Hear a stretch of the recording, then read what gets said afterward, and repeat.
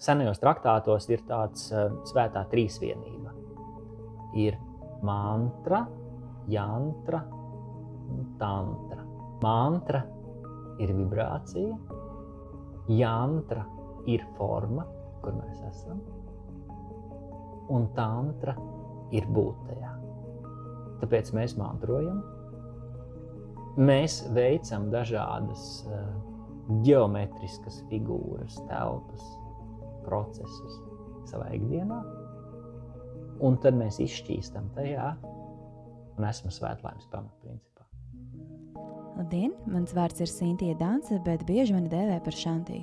Šis ir podkāsts Astrālās sarunas, kurā tu dzirdēsi dažādu garīgo prakšu vadītājus, cilvēkus, kuri jau daudzus gadus dzīvo un strādā ar savas apziņas attīstīšanu un vibrācijas celšanu, un tos, kuri ļoti aktīvi meklē savu garīgo ceļu un dara to gan šeit Latvijā, gan braukājot pa pasauli – Indija, Balī, Dienvidamerika un citur.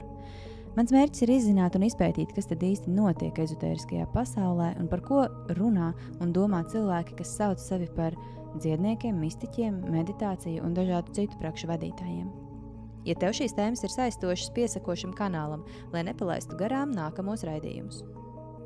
Šodien pie manis ciemos ir tantras skolotājs, vēdiskais astrologs un vispār tādas vēdiskās filozofijas un tantriskās filozofijas skolotājs Andris Kličs. Sveiks, Andri! Sveiki! Nu tā, es tā bišķiņ pateicu, kā es tevi iepazinu, bet kas ir tas, ko vēl tu darīji, vai arī esi darījis tādā garīgajos jautājumos? Es braucot pa ceļam pie tevis filozofēju par šo tēmu, un lielos vilcienos es varētu teikt tā, ka es esmu kaut kāda daļa no visuma, kur patreiz ir iemiesojusies uz pasaules zeme. Un es pavadu laiku šobrīd šeit. Tas ir primāri, es teiktu. Jo vispārējais, ko mēs darām, mēs vienkārši piepildām savu ikdienu, lai mums būtu interesantāk. Un es atceros kādreiz, noteikti viņi vēl joprojām ir, bet kādreiz bija tāda filma par vienu džeku, kurš var darīt jebko. Un tur, kur viņš atrodas, kur viņš ierodās, tur viņš izdomā, ko viņš darīs un kas viņš būs. Wow. Un tad es teiktu, ka es varētu sevi salīdzināt ar kaut ko tuvu līdzīgi, jo es varu darīt jebko. Es parasti smējos, varbūt pulksteņu meistars nē, jo man rokas trīc, teiksim, man mazas lietas ir sarežģītas apvienot. Bet pārējā ziņā jebkuru lietu, ko es daru, es to mēģinu darīt un mēģinu ķert kaifu no tā. Un tā, teiksim, tā vēdiskā un tantriskā dzīves ziņa, teiksim, kā tāda, ir kaut kas tāds, kas man ir uzrunājis. Un tāpēc es esmu piebremzējis kādu mirkli tajā un mēģinu sajust, kas tas tāds ir. Jo, ja mēs paņemam tādos lielos vilcienos, tad mani vecāki bija tie noteikti, kas man parādīja, kā skatīties uz lietām, kas man ir iedvesmojuši. Un, teiksim, viņi manas autoritātes, teiksim. Un, ja mēs paskatāmies, tad mana mamma, viņa visu savu, teiksim, apzināto laiku ir pavadījusi vienā profesijā. Un vairāk kā 35 gadus viņa vada vienu Liepājas biblioteku, kur viņa ir parādījusi, cik var būt stabili un cik var būt pārliecinoši.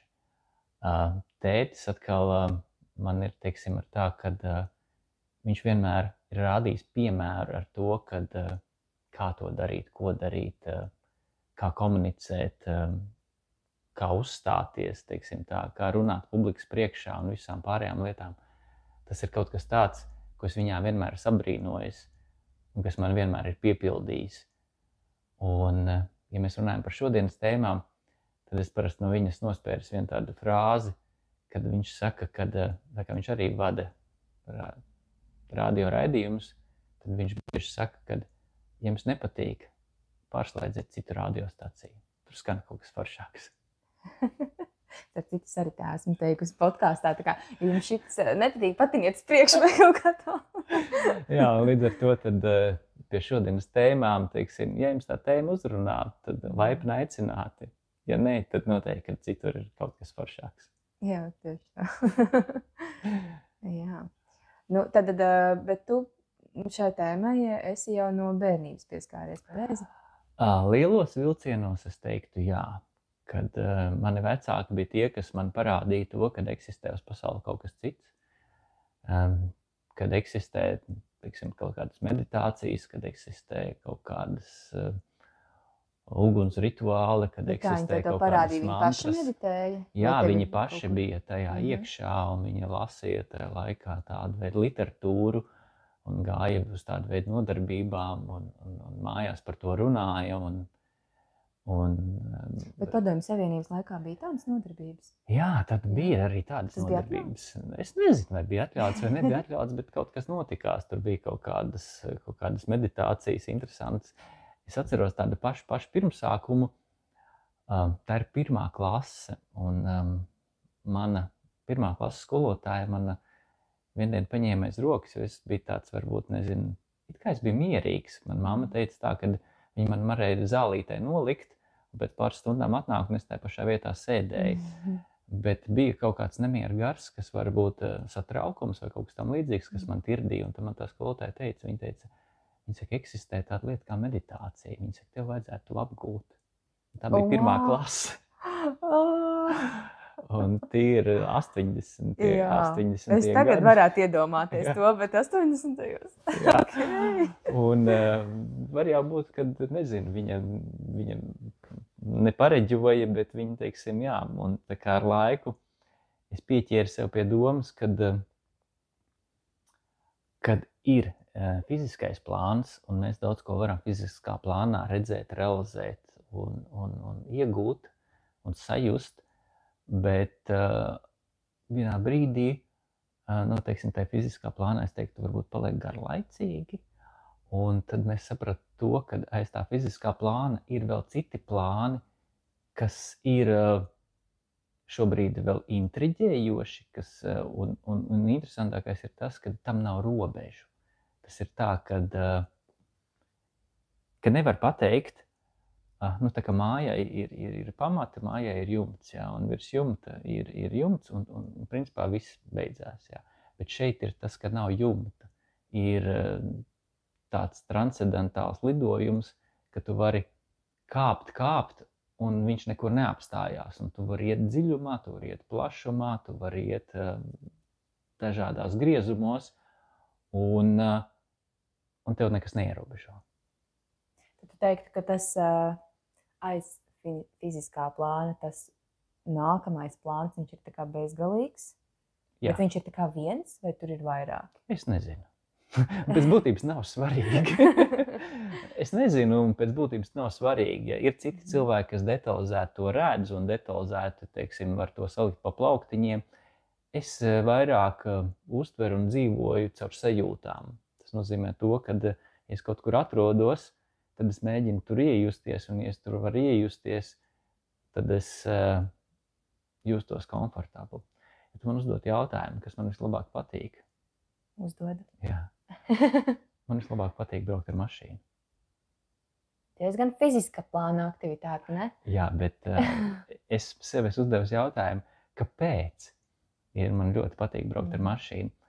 Un tad es esmu atnācis pie tādas atklāsmes, kad es laikam kaut kādos izplatījumos esmu pārvietojis ar kosmosa kuģi. Ja tādās asociācijās, tad, teiksim, zvaigžņu karos tur ir tādi, kuriem ir savi kosmosa kuģi, kuri brauc, kuri lido, kuri freelanceri, kuri var ierasties tur, ko viņiem vajag tajā brīdī, nokārtot to, ko viņiem vajag tajā brīdī, un tad, kad tu brauc ar kosmosa kuģi, tad viņš tā maigi slīd. Un tad es smējos parasti, kad nobraukt pa šoseju, tur, kur ir taisnums līnijas, man ir sarežģīti, jo man ir tā sajūta, kad es varu atļauties arī slīdēt mazliet citādā griezumā. Un tur no fiziskā plāna vairs braukšanai ar mašīnu vairs nav. Teiksim, tā, tur ir vienkārši asociācija, ka tu pārvietojies no punkta A uz punktu B, jo visiem asociējās braukšana ar mašīnu. Bet mašīna kā sajūta ar to, ka tu pārvietojies tajā kosmosa robežās, no vienas galaktikas uz otru galaktiku, un tu vari arī savā fiziskā ķermeņa robežās, kur tu esi it kā nosacīti iesprostots, palikt tajās pašās sajūtās, kas tev ir bijušas ārpus tā. Zini, ko es tikko sapratu? Man laikam tā ir tāda pati sajūta, kad es esmu uz zirga. Un kad viņš ļoti lielā tempā nesās. Bet nevis ar kosmosa kuģi, bet ar citām manām iepriekšējo dzīvju pieredzēm. Un man liekas, ka tāpēc man tik ļoti interesē zirgu pasauli.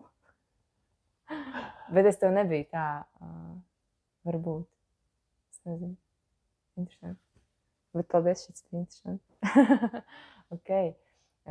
Bet tur, kad tu brauc tajā mašīnā, tev neliekas, tad, ka viņa kaut kā baigi lēni ir. Es vienkārši ir kosmosa kuģis mašīna. Mēs tā neasociējam visu, teiksim, perfekti, jo es smējos tajā laikā, kad vēl nebija soda punkti un kad varēja pārvātēties ātrāk par ceļiem. Tad, protams, es ir braucu ātrāk, bet man patikās to, kad mēs kā sabiedrību var, teiksim, nevis saprogrammēt, bet man viens no skolotājiem, viņam ir tāda forša frāze, viņš saka, kad ar mums notiek tas, kas ir mūsu apziņā. Un ar mums nevar notikt tas, kas nav mūsu apziņā. Un iedomājies, tagad jau vairāk kā 20 gadus Latvijā iekštelpās nevar pīpēt. Un tas nozīmē to, ka ir izaugusi vesela paudze, ka to uzskatu par normu, kad iekštelpās nepīpē. Viņiem piedzims bērni, kuriem apziņā ir tas, kad iekštelpā nepīpē. Bet tas nozīmē to, ka ar likumu mākslīgi piespiežot mēs varam mainīt cilvēku apziņas. Un mēs esam tādā unikālā laika periodā, kad šādā veidā tiek mainīt mūsu apziņas caur likumu. Un es domāju, ka šāda veida likumsakarīgus mēs varam atrast daudzās lietās, kur kaut kas noteikti mums ir iestāstīts. Un mēs esam piedzimuši jau ar to, ka mēs uzskatām, ka citādāk nevar. Bet tantriskā lieta ir tas, kad mums ir iespēja izkāpt no tā ārā un ieraudzīt, ka var arī citādāk. Ka tas ir iespējams. Kad viss nebeidzās aiz aiztaisītām durvīm vai aiz stikla vai, teiksim tā, aiz kaut kādreiz bija tāda grāmatiņa, nenoteikti vēl joprojām ir, bet kādreiz, tāpēc, kad es viņu atceros kādreiz par to, ka tur bija par to čaļņiku, kurš gāja apstaigāt savu teritoriju un līdz žogam, un tā ir pasaules mala. Bet īstenībā ir žoga, turpinās vēl pasauli. Un tad tantriskie procesi ir tādi procesi, kad ir iespēja redzēt aiz tā, ko mēs esam iedomājušies, kad šeit vairs tālāk nekā nav. Un tāpēc varbūt tā ir viena no lietām, kas man ir uzrunājusi, ka tā ir iespēja ievērot un redzēt un sajust tas, kas ikdienā mums bija iestāstīts, ka tas tā nav. Bet mēs saprotam, ka tas tā ir. Un pa šiem daudziem gadiem, kopš es dzīvoju šāda veida pārliecībā un šī brīža pārliecībā, es nezinu, kas būs uz priekšu, jo mēs varam mainīt savas pārliecības. Es esmu sapratis to, kad mēs varam vēl dziļāk, vēl tālāk, vēl interesantāk. Un tāpēc tā ir tāda lieta. Pirmām kārtām tie noteikti bija mani vecāki, kas man rādīja piemēru. Bet vari vairāk pastāstīt par to bērnību, jo ne visiem cilvēkiem bērnībā, vecāki jau ar šādām lietām nodarbojas, viņi kaut kādā brīdī nonāk. Vismaz pagaidām gandrīz visi mani, izņemot tavu sievu Egiju, kura pie manis bija pirmajā raidījumā, visi pārējie cilvēki kaut kādā vienkārši dzīves jau tādā vecākā posmā nonāk un tad pievēršas kaut kādām šādām praksēm. Bet, ja tu jau no bērnības, tad vecāki gāja uz meditāciju, viņi tev ņēma līdzi, vai viņi vienkārši runāja par to, ka viņi iet uz kaut kādām nodarbībām? Līdzi viņi man līdzi ņēma tētis savos koncertu izbraukumos no 3 gadu vecuma, teiksim tā. Bohēmu tu redzēji? Jā, es Bohēmu redzēju. Nav tāda viesnīca, kurā Latvijā es neesmu gulējis, un nav tāds kultūras nams, kurā es neesmu bijis. Un tas man ļoti patikās. Bet es teiktu tā, ka viņi mani neko nespieda šajā jautājumā un neko apzināti nestāstīja. Bet tas notika manā ikdienā un labākā pieredze arī tā kā viens no maniem skolotājiem saka, kad bērnu, teiksim, audzināt ir muļķīgākā iedoma, ko var iedomāties cilvēks. Bērnam var izdarīt 3 labas lietas. Var pareizi pierakstīt viņa dzimšanas laiku, lai uztaisītu viņam astroloģisko karti. Var viņu nosacīti pareizi barot, apzināti, kamēr viņš vēl pats neizvēlās, ko viņš ēdīs, un var rādīt piemēru. Un es teiktu tā, ka mani vecāki man rādīja piemēru. Un es vērojot viņus, sākumā biju kā tāds spurainītis un teicu, ka nē, tas nav priekš manis. Man ir citas dzīves prioritātes, un es par viņiem mazliet varbūt arī pasmaidīju kaut kādā brīdī. Bet tad tas piemērs nostrādā. Kā tas piemērs ir nostrādājis? Vienai no manai vecākajai atvasei vienmēr istabā bija bardaks. Tāds bardaks, ka tur iekšā nevarēja ienākt, es smējos. Un mēs ilgi par to, teiksim tā, kaut kāds gadus 15, pa vienu ausi iekšā, pa otru ārā. Mēs abi divi kārtojām, mēs skapī salīmējām lapiņas uz plauktiem, kur mums stāvēs kleitas, kur bikses, kur zeķis un vispārējais, un mēģinājām kaut kādā veidā. Tagad ir pagājuši jau, teiksim tā, vēl 15 gadi, un tad, kad es aizbraucu ciemos pie savas atvases, tad es saprotu to, ka man jau biedēja tas viņas pedantisms, kādā viņa tagad dzīvo. Jo tas ir tik tālu uzsūcies, ka bija vērts rādīt to piemēru. Es sapratu, ka tas ir nostrādājis. Un tieši tāpatās ir ar mani, kad man rādīja piemēru, un tas piemērs ir uzsūcies. Un tas ir nostrādājis. Un tas nekas, ka tajā mirklī viņš nav tā kā... Nē, tas nevajag par to vispār iespringt, nevajag mēģināt, teiksim tā, panākt kaut ko ar vāru, vai, jo visa mūsu dzīve vienalga ir spoguļošanas pamatprincips. Un mēs, protams, spoguļojam savu dvēseli pirmām kārtām, vai kaut kādu savu apziņu, zemapziņu. Un mūsu apkārtējie spoguļo mūsu, mēs spoguļojam savus apkārtējos.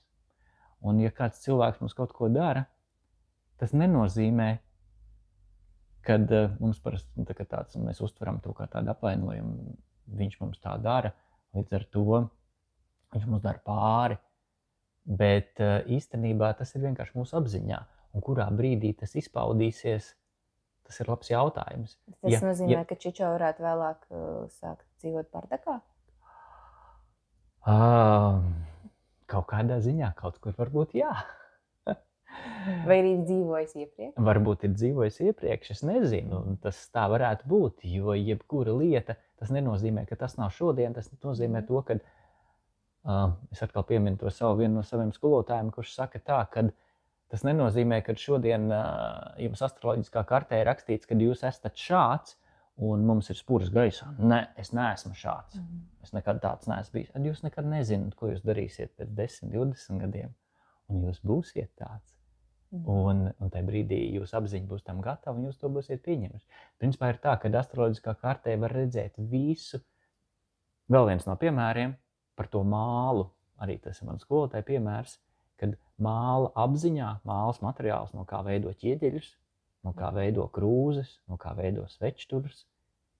Māla apziņā nav mobilais tālrunis, jo no māla nevar izveidot mobilo tālruni, kas darbosies. Līdz ar to mūsu cilvēka apziņā, ja viena cilvēka apziņā ir, mūzikas izpausme, viena cilvēka apziņā ir mehāniķa izpausme, viena cilvēka apziņā ir jātar zirgiem, kā tu teici. Ja?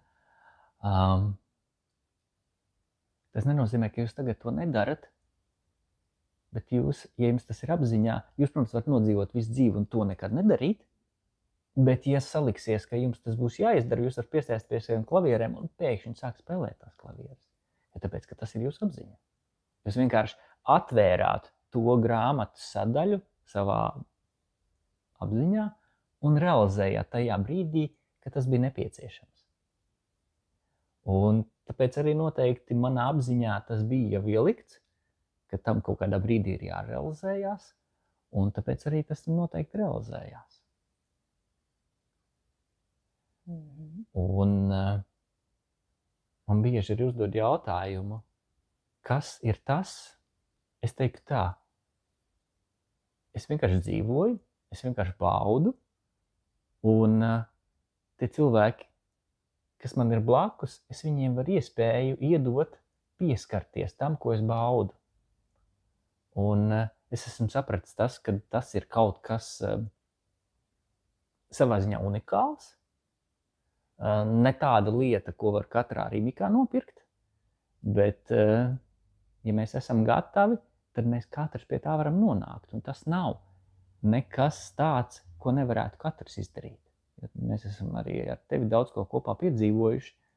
Un, ja man kāds stāstīja, ka tu vienlaicīgi varētu atrasties vairākās telpās, vienlaicīgi atrasties vairākos procesos, tad liekas, ka tā ir kaut kāda fantastika zinātniskā. Un tad, kad par vienu no avatāriem Saibabu stāstīja, kad viņš spēja materializēt lietas un vienlaicīgi atrasties vairākās pasaules vietās un vienlaicīgi būt daudzākās vietās. Tas liekas kā zinātniskā fantastika. Un tas tāpatās, kad, es neatceros, bija kaut kāda 5. klase, varēja būt, ka skola tev uzdeva jautājumu, vai eksistē saulvetis. Un es biju vienīgais klasē teicis, kad eksistē, bet viņš vienkārši pie mums nav bijis. Protams, lielākā daļa klases biedri par mani pasmaidīja tajā brīdī, bet mana pārliecība bija, ka saulvetis eksistē. Bet tas, ka viņam ir tik daudz tie bērni, pie kuriem ir jābūt, viņš vienkārši pie mums vēl nav nācis. Un šādi mēs varam paskatīties uz tām lietām daudzām. Mēs tagad aizgājām tādā ļoti dziļā filozofijā. Bet mēs noteikti tur drīkstam iet visādā ziņā. Bet tas, ko es ļoti gribētu, lai tu izstāsti, jo citi nezina, un es mēģinu stāstīt, it kā es arī nezinātu. Tāpēc jautāt tev tādā veidā. Un tāpēc es gribu tev visu laiku vilkt atpakaļ uz to pirmsākumu tavu. Un labi, tad tavi vecāki tātad apkārt kaut ko darīja, kaut kā mēģināja garīgi pilnveidoties paši, un tad tu vienkārši kā bērns kaut ko ar vienu acu tur redzēji. Un kas bija vēlāk? Tu kaut kur gāji dziļāk vai kaut kādā tēmā?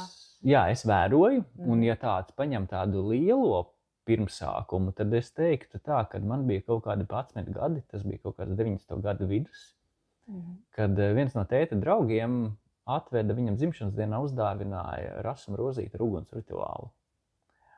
Pašu rasmu atveda uz Jā, pašu rasmu. Wow! Rasmu rozīti. Tu varbūt vari 3 vārdos par rasmu. 3 vārdos. Jā, tā ir viena unikāla būtne, kur tādu vēdisku, pirmatnēju vēdisku latvisko dziņu aizsāka Latvijā, teiksim, un ne tikai Latvijā, bet arī tālu Sibīrijā un vēl daudzās pasaules valstīs. Viņi no Indijas atveda šīs zināšanas. Un tāda unikāla sieviete ar unikālu dzīves gājumu un redzējumu un tādu.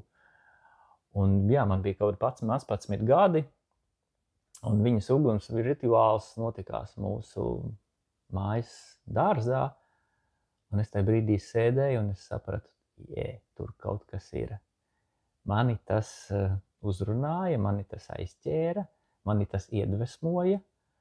Un es teiktu, ka tas bija tāds, ne lūzumu punkts, bet nākošais grūdienis šajā visā, kas man parādīja, kad, un tad mēs sākām braukt pie Rasmas, jo Rasma tajā laikā Ērgļos, Amats upes krastā, viņai bija savs Latvijas ašrams, kurā viņa rīkoja šos rituālus, kur tajā brīdī sabrauc no Latvijas ap 300 cilvēkiem. Nopietnas pasākums. Tur bija diezgan nopietnas pasākums. Tu pats zini, cik tev paņem laika, lai tu visu to sagatavotu un izdarītu. Jā, bet tas ir 10 cilvēkiem, bet šis ir...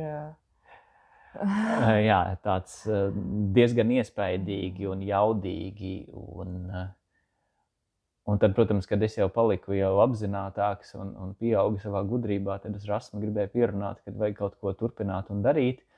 Tad viņa teica, ka viņa savu dzīvē savu ir izdarījusi, Un kad ir jaunieši, kas ar to nodarbojās, un tā viņi man atsūtīja pie viestura.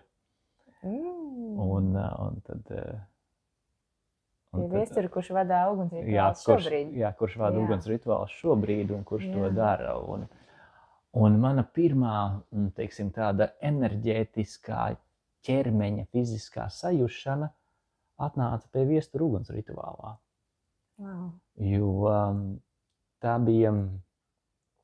Es teiktu tā, es sākumā varbūt to sasaistīju kopā, ka tas notiek no tā ugunsrituāla, jo tu esi veselu stundu tādā savu veidu meditācijā, darbībā. Ja tie, ka cilvēki ir prātā, tad parasti viņi šajos procesos, viņi gaida, kad tas beigsies. Bet tad ir vēl viens no maniem skolotājiem, kurš saka tā, kurš man ir iemācījis, viņš saka, tad, kad tev prāts saka, kad tas beigsies, tad viņam saka, tas nekad nebeigsies. Es zinu, kurš skolotājs. Un es to sadzirdēju ļoti vēlu. Viņš jau daudzas reizes bija teicis, tas ir seva prem, vai ne? Jā, tas ir seva prem, jā. Un arī tu to noteikti esi teicis, vai ne, nodarbībās? Nu, mēs noteikti esam daudz no viņa iedvesmojušies. Vienkārši kad es to beidzot sapratu, tā bija kaut kāda praksa, kur fiziski tev bija jātur rokas, baigi sāp plecs vienkārši vienā brīdī. Un es nevarēju saprast, kad tas beigsies, jo man tā sāp. Un es beidzot sadzirdēju no viņa to frāzi vienā brīdī, kad iedomājies, ka tas nekad nebeigsies. Un tiešām palika vieglāk. Un es atceros arī sevi, kad es ugunsrituāli sēžu, un bija tādas reizes, kad tas beigsies. Un tad, kad es noķēru to sajūtu, ka nav jāgaida, ka tas beigsies, tad vienā brīdī es sajūtu, ka man ķermenī kaut kas sakustējās. Un tas nebija ne siltums, ne augstums. Tas nebija nesaviļņojums, bet tas bija kaut kas tāds, ka manas ķermenis piepildījās ar tādu svētlaimes sajūtu, kurā es izkusu. Es nezinu, citi to sauc par enerģijas kustību. Citi to sauc varbūt tās par kundalīnī, atmošanos vai kustību. Citi to sauc vēl par kaut kādās citās vārdos. Kas tas tāds ir? Teikšu godīgi, dziļi vienalga. Bet tā svētlaimes sajūta, ko tas tev iedod, tā ir narkotika. Es nezinu, es esmu vērojis cilvēkus no malas, kas ir narkotisko vielu reibumā un kas ir narkotika ietekmē. Un viņi ar to ir apņemti, pārņemti.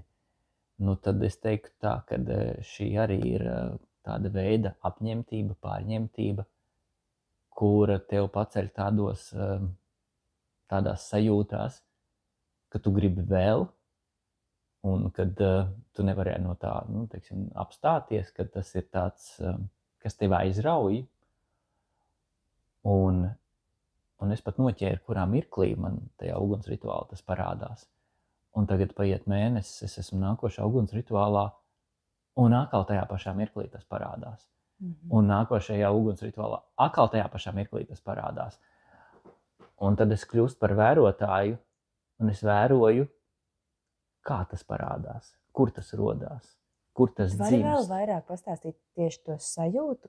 Tu saki, ka kaut kas sakustējās tevī, bet cilvēkam, kurā nekad nekas nav sakustējies, kā viņi, vai tu varētu izstāstīt? Pēc būtības to nevar izstāstīt. To var sajust. Un tā ir lieta, ko mēs tajās tantras svētdienās, kad mēs tiekamies ar vienādi domājošiem cilvēkiem, mēs viņiem dodam iespēju to sajust. Un šobrīd, teiksim, mēs esam gājuši jau dziļumā tajā pasākumā, mēs esam gājuši plašumā tajā pasākumā, un mēs esam guvuši daudz dažādas pieredzes, un es teiktu, kad man vajadzēja gadu 10, lai es kaut kur nonāktu, kaut ko iemācītos.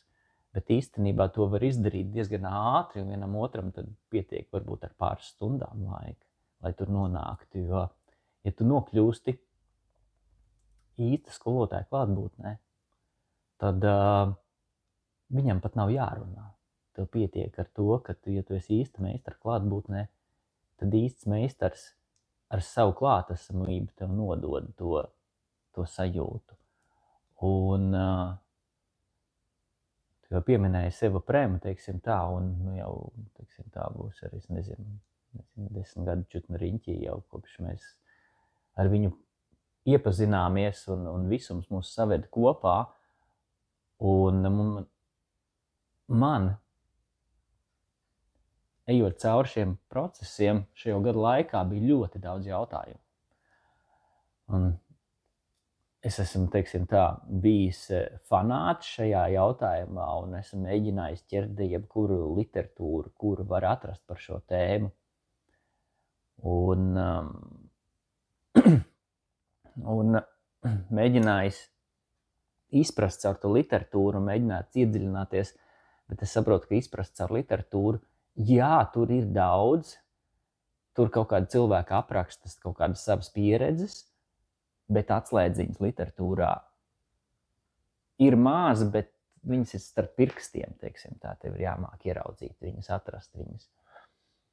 Un tad bija tā, kad es izlasu kaut kādu rakstu, un man liekas, šitas cilvēks taču zina. Un es dodos pie viņa stāstīt par tām savām sajūtām, kas tas tāds ir.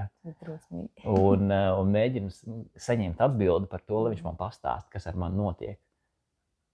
Ar viņu uzrunājoties, es saprotu, ka viņš nesaprot, par ko es runāju.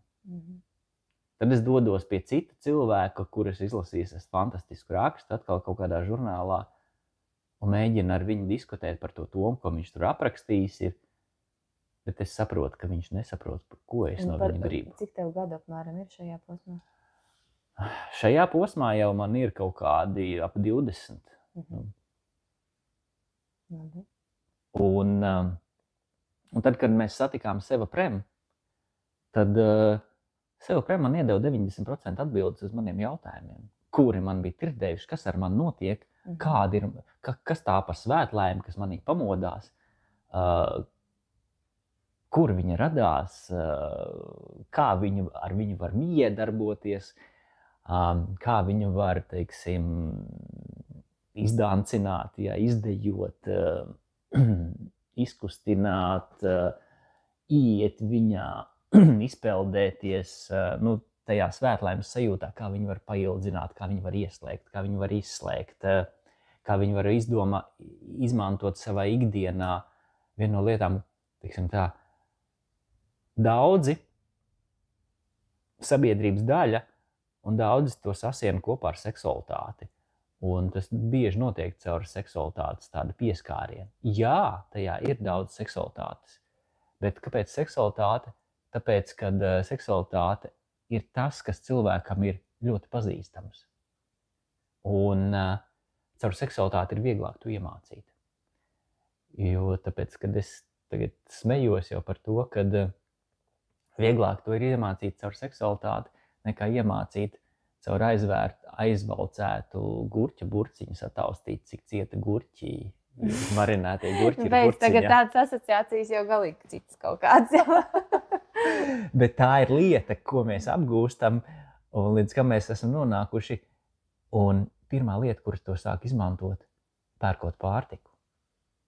Jo mēs esam tas, ko mēs ēdam. Un es sapratu to, ka labāk brīžiem ir kaut ko neapēst, nevis apēst tikai ēšanas pēc. Un ieejot restorānā, tu iesmaržo restorāna aromātu un saproti, man šeit garšos vai negaršos. Tu apsēdies pie krēsla, pie galda, un tu sajūti, cik ērts ir krēsls, kāds galds, kādi piedarumi. Un tad tu saproti, vai šeit tas ēdiens tev uzrunās vai neuzrunās. Un tas ir tur, kur izmantot to svētlaimes sajūtu pēc tam. Tu to svētlaimes sajūtu ieliec savā ikdienā, izvēloties ēdienu. Tu staigā pa lielveikalu un pieeja pie plaukta un saproti, ka man vajag zirnīšus nopirkt. Kuru no zirnīšu firmām, jo mums katrai zīmolam iet līdzi caur sava kvalitāte, sava programma, savas uzstādījumus. pirmkārtām, kā viņi ir iestādīti, kā viņi ir audzēti, kā viņi ir novākti, kā viņi ir gatavoti, kā viņi ir transportēti. Pēc tam, kur no burciņām, cik cilvēki ar kādiem skatieniem ir paskatījušies uz šo burciņu. Un kur no burciņām izvēlēties, kura būs īstā, un tavam rosolam būs pat nepieciešamākā un iedos pareizo garšu. Mēs, protams, brīžiem savā skrējienā un ļoti bieži savā skrējienā aizņemtībā par to aizmirstam. Bet tad, kad mēs iemācāmies šo sensitīvo, delikāto sajūtu, tad mēs varam, teiksim tā, to noķert un izmantot katrā elpas vilcienā. Es tagad redzu vienkārši bildi, kā te ej pa veikalu un tāds apgarots tā ej gar tām gurķu burciņām un šī būs īstā. Jā, tieši tā. Tieši tā. Pirmkārtām es skatos vizuāli. Tad, ja ir iespējams pasmaržot, es smaržoju. Tad, ja var, es mēģinu sataustīt. Piemēram, izvēloties maizi, teiksim, ir, kur ir svaigi ceptās maizes. Es viņu pasmaržoju. Un tad, kad es jūtu, šai maizei ir pareizais nots, tad šo maizi es pērku. Vai šai maizei ir 2 stundu atpakaļ cepiens, pareizais mīkstums, un tad es viņu pērku. Arī savā laikā es esmu krogā strādājis, man patīk arī apkaltus maizi nākošā dienā, kur ir palikusi šķīvīta. Tā arī ir ļoti garšīga. Bet viņai ir jābūt pareizais apkaltušam, tas stadijai. Un, es esmu ļoti novērojis to, krogā strādājot, mums bija pavāri. Un katrs pavārs atražo sevi uz sava šķīvja, ko viņš gatavo. Un bija pavāri, pēc kuriem tev ir slikta dūša, un bija pavāri, pēc kuriem tu lido. Un man krogā strādājot bija tā, ka bija 2 maiņas, un cilvēki jau zināja. Un cilvēki nāca, viņi prasa, kura maiņa šodien strādā. Pēc tās, pēc kuras ir slikta dūša, vai pēc tās, pēc kuras lido. Un tajā brīdī šeit atkal ir tas, kad mēs varam atražot tikai sevi. Un tas pavārs tajā brīdī atražo tikai sevi. Bet recepts ir viens. Recepts ir viens. Jā. Recepts ir viens. Gatavošanas trauki ir vieni, virtuve ir viena, bet katrs pavārs atražo sevi. Un pēc būtības, ko mēs ēdam cilvēku. Mēs ēdam viņa sajūtas. Jā. Mēs nevis burtiski cilvēki, mēs neesam kanibāli, bet mēs ēdam viņa sajūtas, to, ko viņš ir ielicis iekšā. Un, ja kāds to, kas saka, zirņu burkas kastīti ir iemetis aiz dusmām tai mašīnā, tad aiz dusmām mēs apēdot to zirņu burciņu, saprotam to, kāpēc mums parādās tādas diskomfortālas sajūtas mūsos. Un tad, protams, šajā visā stāstā es nevaru nepieminēt sev mīļoto. Jā, un par to es tevi pajautātu. Jā. Tomēr apturēšu. Jo tāpēc tu ap 20 gadiem sāki meklēt, tad brauc pie dažādiem cilvēkiem, bet sev prem tas ir vēl vēlākā posmā. Un tava sieva ir gaišreģe, dziedniece un visu kaut kādu citu lietu darītāja Egija, un kurā mirklī tu viņu satiki un kā tas ietekmēja to tavu redzējumu, vai tas tev tieši tajā jautājumā? Viena no lietām, kuras varbūt esmu nepopulārs, un tas atkal bija piemērs. Piemērs bija tāds, kad muziķiem bohēma tā ir viņa ikdiena. Un tā, kad man teica ir muziķis, tad viņam arī bohēma tā bija viņa ikdiena. Un viena no bohēmas sastāvdaļām ir alkohols. Un viņš vienā brīdī, neskatoties uz to, kad opītis meta, pāteris meta, Un viņš vienā brīdī saprata, kā viņš pats smējās, kad viņam bija 40, mēs ar brāli nofilmējām to 3 dienu 40 gadu svinības, un viņš pēc tam to skaidrā prātā apskatījās un saprata, ka no malas tas izskatās muļķīgi. Un pieņēma lēmumu, iedvesmojoties vēl no citiem muziķiem, kā Raimonda Paula un vēl citiem, kad viņa dzīvē alkohols vairs neeksistē. Un šeit notika spoguļošanās princips, un es atkal nospoguļoju viņu, un vēl pagājušā gadsimtā es arī pieņēmu lēmumu, ka manā dzīvē alkohols vairs neeksistē. Sākumā tas bija tā nosacīti vienošanās uz gadu, ka viņš nebūs, un pēc gada tas pārtapa par ieradumu, kurš jau ir 4. gadsimta aiz muguras. Jā. Un tajā laikā, kad manā dzīvē vēl bija bohēmas izprieces, es ieraudzīju vienu meiteni pēkšņi. Un viņa, tā kā mēs pirms podkāsta runājam par to, kad no bildes var izgriezt daļu, tad es viņu ieraudzīju, un viņa visumā izgriezās kā bildes daļa, kur izcēlās uz visu fonu, un man bija pilnība skaidrība, kad jā, šī ir pareizā, neskatoties uz to, kad arī manā dzīvē bija diezgan liela bohēma, teiksim tā, par tēmu meitenes. Un tajā brīdī es sapratu, kad šī ir meitene. Es pat pirmā reizē ar viņu pat nerunāju, bet es iekāpu apakaļ pie čomiem mašīnā un teicu, kad es ieraudzīju meiteni, kura man neatstāja vienaldzīgu un kura noteikti man uzrunāja un kuras noteikti uzrunāšu. Un pagāja kāds mirklis, pāris nedēļas, un ja tu esi visam izteicis vēlēšanos, tad parasti ir, ja tu izsaki tā patiesi no sirds, bet tu tam nepieķeries. Tad visums tev ir sagādājis, ka man no skolas ir jāiet praksē, un prakse mums ir vākt netīros traukus. Vienā no Liepājas restorāniem darba laiks no 8 rītā līdz 12 pa nakti. Tas nepārtraukti skrienu, vāc nepārtraukti traukus. Tāpēc es dievinu netīro trauku vākšanu. Es vienkārši, tas ir mans fetišs vēl joprojām.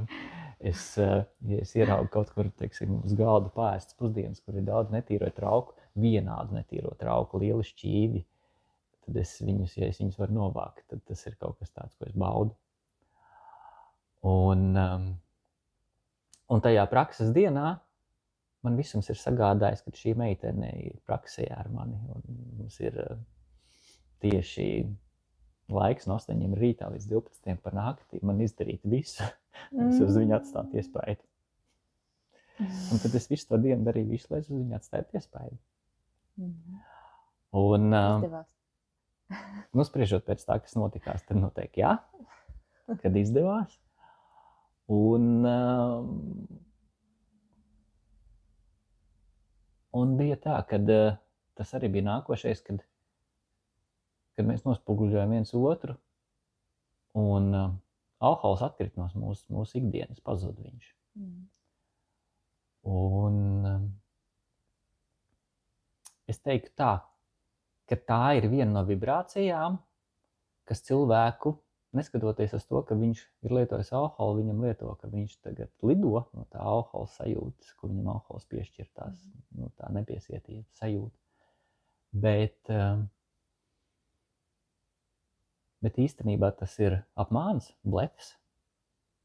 Tā ir tāda piezemēšanās, tā ir tāda piesiešana, tā ir tāda ielikšana rāmītī. Un ja tu to izslēdz no savas ikdienas, tad tavā dzīvē jau automātiski daudz kas vienkārši mainās. Un, jā, teiksim tā, mana mīļotā, viņa jau ir piedzimusi šāda, citādi redzoša, un, teiksim, tas viņas dzīves gājums un redzējums par to, ka tas nav bijis vienkārši un jāatrod ir, jo tev īsti nav kam pajautāt, jo tev īsti jau nav apkārt. Protams, mums bija arī man vecāki iepazīstināja man vienu no skolotājām, kur ir viena vieda sieviete, kur ir, teiksim, ar dzīves gudra un daudz ko bija pieredzējusi. Un arī mums deva tādas norādes par to, kā tās lietas ir jāuztver. Jo mēs ļoti bieži cilvēki viņus uztveram aplami. Un uztverot aplami, kāpēc mēs uztveram aplami? Tāpēc, kad mūsu sabiedrība tā ir iemācījusi uztvert to aplami. Jo īstenībā, ja mēs paskatāmies un izkāpjam ārā no tā rāmīša, kurā mums ir, teiksim tā, mēs esam ielikti, mēs esam piedzimuši, to, ko rādīja par televizoru, ko mēs redzam uz ielas, ko mums stāsta skolā.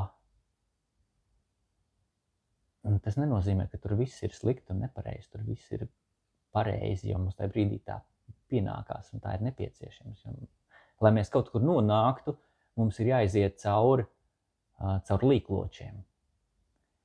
Bet kas man patīk šajā tantriskajā procesā, kad ļoti bieži cilvēki uzskata, lai viņš kaut kur nonāktu, viņam ir jānonāk caur ciešanām. Bet mana pieredze ir tāda, kad kaut kur nonākt var arī caur baudījumu, un obligāti nav jānonāk caur ciešanām. Un tie ir divi nosacīti dažādi ceļi, dažādu sajūtu ceļi, kur rezultāts vai tas nosacīt galamērķis, ne, bet pieredzes ir vienādas. Un pat zinātnieki ir pierādījuši, ka cilvēki receptori, kas atbild par sāpēm un par baudu ir vieni tie paši, ir atkarībā tikai kā uz mēs viņiem iedarbojamies.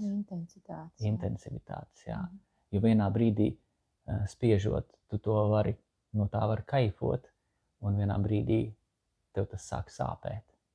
Un no kaifa tev izdalās, teiksim, tāda vienas sajūtas, un no sāpēm tev izdalās citas sajūtas. Bet pat instruments un pat tas, kas to saņem, refleksi ir vienādi. Un tāpēc arī šie ceļi ir dažādi. Protams, populārāks ir ceļš caur ciešanām, un ļoti bieži cilvēkiem, kad viņi nonāk uz kaut kādu nosacītu garīgā ceļa, viņi nonākuši caur kaut kādām dzīves grūtībām.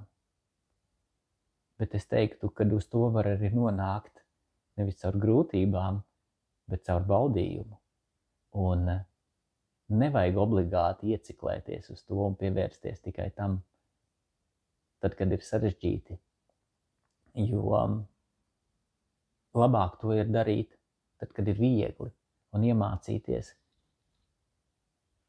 Es atkal citēšu vienu savu skolotāju, priekš kam ir vajadzīga astroloģija, un priekš kam ir vajadzīgas dažādas ziedojumu upājas, kas ir vediskā astroloģijā. Jo vediskā astroloģija atšķirās no visām citām astroloģijām ar to, kad viņa ierauga notikumus, kas notiksies tavā dzīvē, un ierauga notikumu sekas, ko tiem notikumiem ir jāiemāc tavā dzīvē. Kas mums ir iespēja, ja mēs apzināmies un mākam nolasīt, kas mums ir jāiemācās šajā dzīvē, tad nevis gaidīt, kad mūsu dzīve ar pātagu to mācīs, bet tu iemācīties pirms tam. Tas dzīves notikums notiek, bet mums viņš vairs netransformē sāpīgi, bet mēs to izbaudām jau tajā brīdī. Pēc būtības ir tā, ka ja mums ir jāiemācās, teiksim, konkrēta, deja, un to deju mums iemācīs, ar kaut ko tādu, kas varbūt mums nepatīk, tad mēs vienkārši jau apzināti iemācāmies šo deju. Un tad, kad mums tagad ir jāmācās tā deja, tad mēs jau viņu dejojam. Nē, šitas nespēju. Tad mēs viņu jau dejojam. Jā, un tad, ja mēs viņu jau dejojam, tad mums vairs nav tās ciešanas par to, ka mums tagad ir piespiedu kārtā tas jāmācās. Un, teiksim tā, skolotājs vēl saka tā, kad viņš saka, ja notiek sprādziens, viņš saka, tad, ja ir sprādziens, tad parasti kaut kas, teiksim, tur lido pa gaisu, tur sāp, varbūt sāpes, tur būtu ievainojums vai kaut kas tam līdzīgs. Bet tam sprādzienam, ja tu zini, ka viņš būs, tu jau viņas esi sagatavojies. Tu uzvelc bruņas. Un šis ir skaidrāk. Jā, savā ziņā. Jā. Iemācīties deju, tas ir tāpat tās sagatavoties tam. Jā. Un tad, protams, mīļotāja ir vēl viena mana skolotāja, kura man ir skolojusi, kura man ir rādījusi savu piemēru. Un, protams, arī mūsu atvases, kuras manā dzīvē ienāca ļoti negaidīti un ātri. Un tad, kad parasti, kad es skatos, ka cilvēki grib apzināti sakārtot, saka, tagad es studēšu, tad es gūšu dzīves pieredzi, tad es materiāli nodrošināšos, nopirkšu dzīvokli, un tad es domāšu par bērniem. Ok, var arī šādi, bet mana dzīves pieredze ir tāda, kad man bija 19, un manā dzīvē jau bija mana atvase, un mēs darījām visu ar viņu, visu. Mēs no rīta celāmies, mēs gājām uz darbu, mēs braucām uz tusiņiem, mēs braucām strādāt, mēs darījām ko. Jo atvasi tu nevari atraut no savas ikdienas. Tā ir daļa no tevis. Protams, tu mazliet pielāgojies. Tas prasa no tevis mazliet vairāk, teiksim, tā uzmanības. Bet tas nenozīmē, ka tu tagad velties tikai viņai, tai atvasai un dari tikai priekš viņas.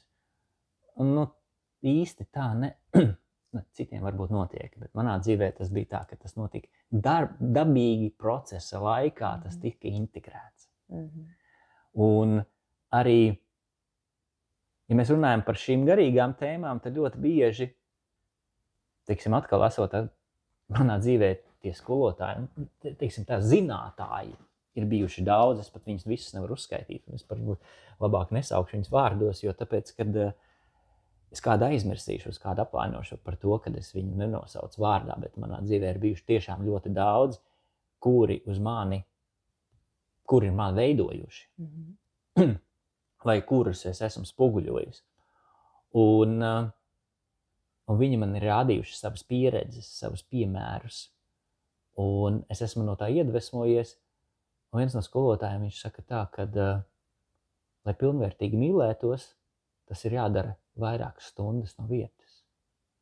Un tajā brīdī, kad es dzirdu šo teikumu, es zinu, cik daudz laika aizņem manā ikdienā mājas darbi, mans darbs, mana komunikācija ar apkārtējo vidi, ar bērniem, ar vispārēju. Un es saprotu to, ka manā dzīvē es nevaru veltīt tagad 4 stundas un mīlēties tikai ar savu mīļoto. Un mēs visi tā domājam, ka mums nav tam laika un mēs nevaram tam veltīties. Un spēka un vispārējais. Jā. Un ja mēs atgriežamies pie šodienas, es saku, jā, man ir tam laika, man ir tam 4 stundas, man ir tam spēka, man ir tam... Un vai kaut ko es daru savā ikdienā mazāk? Nē, es turpinu tieši tāpatās komunicēt, es turpinu tāpatās būt miedarbībā ar apkārtējiem, es turpinu, labi jau man bērni ir izauguši un jau lieli, jau komunicēt ar viņiem, es turpinu tāpatās strādāt fizisku darbu, un atkal es atsaukšos uz vienu savu. Viņa man skolotāja teica tā, tie, kas mazāk guļ, ilgāk pavada nomodā un ilgāk dzīvo. Elementāri. Protams, mēs sev varam iestāstīt, ka mums ir jāguļ tās, 8 stundas, vai viens otrs saka, ka vēl vairāk stundas. Bet to jau mēs sev iestāstam. Un... es fantastiski jūtos pēc 5 stundām, kas es gulējis. Un tā kā tētis man teica, kad viņš viņam armijā bija prakses, kur viņš var izgulēties 15 minūtēs. Es nezinu, es neesmu bijis armijā, bet viņš stāstīja savas pieredzes. Ja. Tad mēs varam, viss ir atkarīgs no tām mūsu prioritātēm, kā mēs to izliekam savā ikdienā. Un es visiem saku tā, ka nevajag aiziet tajā galējībā un nevajag tagad izdomāt, kad es dzīvoju materiālā pasaulē vai es tagad dzīvoju tajā garīgajā pasaulē. Nē, es dzīvoju miedarbībā materiālā pasaulē ar garīgo pasauli. Jo materiālo pasauli no garīgās pasaules atraut nav iespējams. Tas ir viens veselums. Un neviens no tādiem maniem tādiem, kā saka, platēm, ko es atkārtoju ļoti bieži un daudziem saku, noķeriet to sajūtu, to svētlaimes sajūtu sevī. Citi to sauc par meditācijas sajūtu, citi to sauc par transu, citi to sauc par samadhi, citi to sauc par, nezinu, kaut kādu lidojumu, bet, teiksim, to pēc būtības tā ir svētlaime. Kas ir svētlaime, tas ir tas, kas nāk aiz laimes. Tad, kad tu esi laimīgs, aiz laimes nāk svētlaime. Tas ir piepildījums, ka tu izplūsti, ka tu izšķīsti. Te jebkojā, ko tu dari. Viens no tādiem filozofiem, viņš vienreiz sacīja, arī tad, ja cilvēks ir iesprostots 4 sienās, un viņš ir radoša personība, un viņam iedod lāpstu un liek rakt grāvi, arī radoša personība var radoši rakt grāvi. Viss ir atkarīgs, ar kādu attieksmi tu to dari. Un tad, kad tu to dari ar to attieksmi, ko tu noķer tajā svētlaimes sajūtā, tad tu to svētlaimes sajūti ieliec savā cietajā diskā un uzliec, kā skan plate, 24/7, repeat visu laiku. Manā ikdienā jau 4. daļu gadsimta, kā es smejos, nepārtraukti, ir mantras. Mantras ir vibrācija. Un tā ir vibrācija, kas mūs uztur mūsu ķermeni, mūsu apkārtējo fonu tādā konkrētā frekvencē. Un plus mantra ir laba nimita. Nimita tā ir zīme. Tas nozīmē to, ka ja kaut kas notiek tavā dzīvē, tad mantra paralēli tam vēl dod pozitīvu ietekmi. Un mantras ir dažādas arī. Mantras ir dažādas, bet katrai mantrai ir vēl savas, ko viņi tā kā dod. Jā. Bet pēc būtības jebkuru mantru vajag ņemt caur savu sirdi.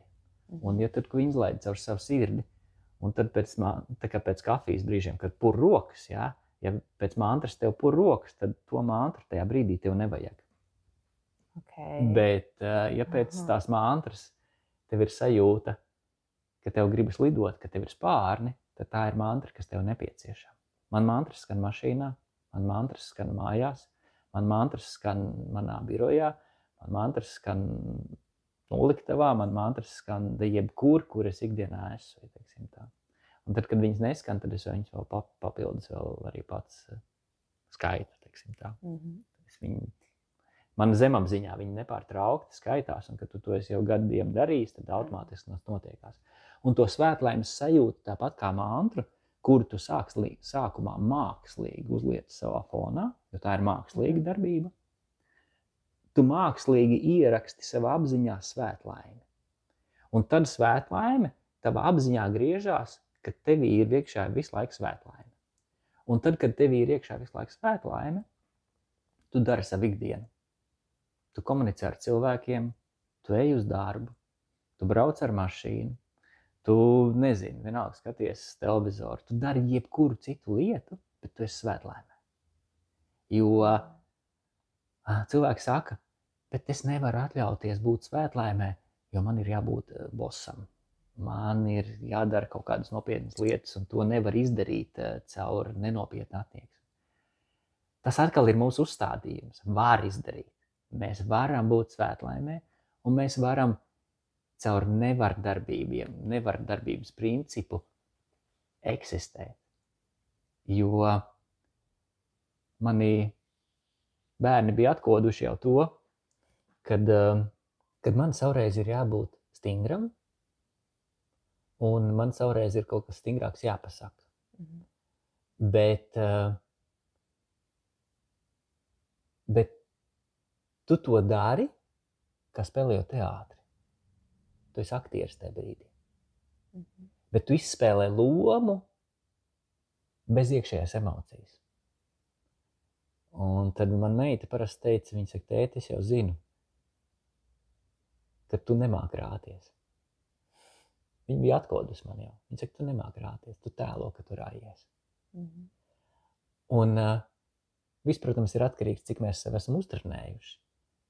Bet mēs varam iekšā būt mierīgi. Mēs tevi tāpat varam būt stingri. Mēs varam būt, konkrēti. Mēs varam būt strukturēti. Tas nenozīmē, ka tas notiek tagad plūdumā, kad es tagad esmu freelanceris, kurš vienkārši neiesprings ne par ko un dara tajā brīdī, kas viņam jādara. Nē, mēs esam strukturēti, mēs esam fokusā, mēs daram lietas, kas mums ir jādara, bet mēs to daram caur svētlaimes sajūtu. Jā, par mantrām atgriežoties. Jā, par mantrām drusciņi vairāk, jo mēs drusciņi parunājām ar Viestrumēkšanu par mantrām, jo viņš arī Indijā tur samācījies tās mantras un visu, bet es zinu, ka pirmās mantras, ko es sāku skaitīt, es skaitīju tās, ko tu man iedevi, jo tu esi arī astrologs veidiskais, un tad viena no pajām ir mantra. Bet tā vēl ir viena lieta, bet otra lieta, esmu dzirdējusi, ka ir tādas mantras, kuras nedrīkst skaitīt, kuras var panākt tieši pretēju efektu, nevis tikai roku purēšanu, bet tādu ļoti dramatisku pat. Nav vienas pareizas atbildes. Jebkurai tēmai nav vienas pareizas atbildes, jo, kā mēs jau ar tevi diskutējām par to, kad ir arī tad, kad es runāju ar cilvēkiem, es ļoti bieži varu pateikt dažādas lietas dažādiem cilvēkiem. Un viens teiks, kad bet viņš man teica šādi, otrs teiks, bet viņš man teica šādi. Abas tās lietas ir pareizas lietas. Vienkārši tam cilvēkam, konkrētam cilvēkam ir jāzina konkrēta atbilde. Un ar mantrām ir tuvu līdzīgi, ka nevar pateikt viennozīmīgi, tā attiecās uz visiem cilvēkiem. Tā kā saka vēl viens no maniem skolotājiem, tad, lai mantra sākt strādāt kā Harry Potteris izlītis, tie ir 250 līdz 300 tūkstoši reizes viņi ir jāieliek savā apziņā, fiziskā plānā. Tas nozīmē to, ka, ja mantrām ir malas ir skaitāmās krellītes, kurās ir 108 krellītes, tad, ja mēs skaitam vienu malu, vienu mantru vienreiz dienā, tad tie ir 5-6 gadi, lai mēs nonāktu līdz brīdim, lai mantra strādātu kā burju instruments. Vai arī, ja mēs skaitīsim 9 malas dienā, tad tas būs 1,5 gads līdz 1,5, kad mēs to varam uzskaitīt, to mantru, jau tādā līmenī, lai viņi strādā kā. Tad ir tur, protams, dažādi nosacījumi, kad mantras nedrīkst skaitīt tur, kur nav jumts virs galvas, tad mantras nedrīkst skaitīt kustībā, mantras nedrīkst skaitīt vēl visu kaut kur. Ok, varbūt, nezinu, bet ir lietas, kā mantras, kā tādas, tas arī ir instruments, lai tiktu pie svētlaimes. Jo mantra ir vibrācija. Tā kā es parasti saku, kad mums iekšā ir kā puzle. Un ja puzles, mēs neesam atraduši īsto puzles gabaliņu, salikt ar īsto puzles gabaliņu, tad mēs parasti mainam tos gabaliņus. Vai otrs variants, mēs varam sakratīt, lai pareizā puzlīte sakrīt ar pareizo puzlīšu. Tad mantra ir vibrācija, ar ko mēs sev iekšēji kratam, lai mūsu puzle saliktos pareizais gabaliņš ar pareizo gabaliņu. Un ja puzle saliekās, tad veidojas viena pilna bilde. Jo tad, kad puzles gabaliņš ir ielikts nepareizi, tad izskatās nesmuki, tāpēc, kad viņš nav pareizā vietā. Un plus ar viņš var arī neder tur. Un tās ir tās cilvēka diskomforta sajūtas, kas viņam ikdienā neliek mieru. Bet tad, kad puzle ir pareizā vietā salikusies, tad mēs kļūstam harmonijā. Un ja mēs kļūstam harmonijā, tad mūs vairs nekas nespēj izsist no apkārtējā līdzsvara. Ok, bet kā ir ar, labi, mēs tagad izstāstam, ka mantras ir labi, tur viss uzreiz tu esi harmonijā un tā tālāk, un cilvēks ierakš vienkārši YouTube mantras, un pirmo listu ieslēdz un klausās, tas ir ok? Vai Tā kā es jāsaprot? Nē, tā kā es stāstīju, kad vajag sajust ar savu sirdi, to mantru. Nu, ja mēs tā ejam, teiksim, vārdos, ja tu man gribi spiest uz to, lai es kaut ko konkrētu saku, tad es teiktu tā, kad ir tāda, es teiktu, nevis dievība, bet enerģija, ko sauc par ganešu. Ganeša ir tāds vediskā tradīcijā ar ziloņā galvu, dievība ar snuķīti. Un ja jūs redzat, ka tur tajā mantrā fonā vai kaut kur ir dzirdat, neskatoties uz to, ka viņam ir 108,008 vārdi, vēl visādi tur tie vārdi, ka viņus var saukt ne tikai par ganešu, bet arī daudzos citos vārdos viņu, bet ja jūs redzat, ka tur ir tas zilonītis, tas nozīmē to, ka tā ir veiksme, šķēršļu pārvarēšana, iespēja radīšana un harmonijas dibināšana. Tas nozīmē to, ka tur var iet, un ar to ir vienmēr arī jāsāk, teiksim, tā ar mantrām kā tādām. Un ko es gribēju teikt par to zizlīti, ka mantra strādā kā zizlītis. Ja jums nebūs jums šaktī, jūsu enerģija, jūsu spēks, tad jūs varat skaitīt jebkādu mantru, un viņa nenostrādās. Bet tad, kad jums ir spēks, un jums ir jauda, jums ir sitki, jums ir spēka vārds, teiksim tā, tad doma ir, jūsu spēkam ir vārds. Tas, ko tu pasaki, tas realizējās, tas notiekās. Tas nozīmē to. Viena no lietām, ar ko mēs sākam savas tantras nodarbības, no šī mirkļa jūs domājat tikai un vienīgi to, ko jūs gribat, lai notiek jūsu dzīvē. Jo notiek brīnumi, un jūsu vēlmes sāk realizēties dzīvē. Bet ja jūs domājat kaut kādas neīpaši foršas lietas, tad viņas arī realizējās. Un tāpēc ir ļoti jākontrolē tas, ko jūs domājat. Un tāpēc ir arī mantru var izmantot, teiksim, Šivas mantru var izmantot fantastiski, lai, teiksim, Šivas mantra ir tādā, viņi ir tādā vīzē. Ja ir šķībi pamati, tu var nograut pamatus un taisīt viņus pa jaunu. Tas nozīmē to, kad, kā es parasti saku, tā kā es daudz braucu ar mašīnu, un tad, ja tev sanāk pārbraukt pāri pa krustojumu pie oranžā gaismas signāla vai nenodies pēdējais brītiņš ir pie sarkanā, tad tu automātiski to neutralizē ar Šivas mantru. Jo tā nebija apzināta darbība, ka tu gribēji pārbraukt tagad pie oranžā, bet tu vienkārši iztīri to, ko nevajadzēja. Kā atcelt darbību? Jā, atcelt darbību. Kancel, jā. Okay.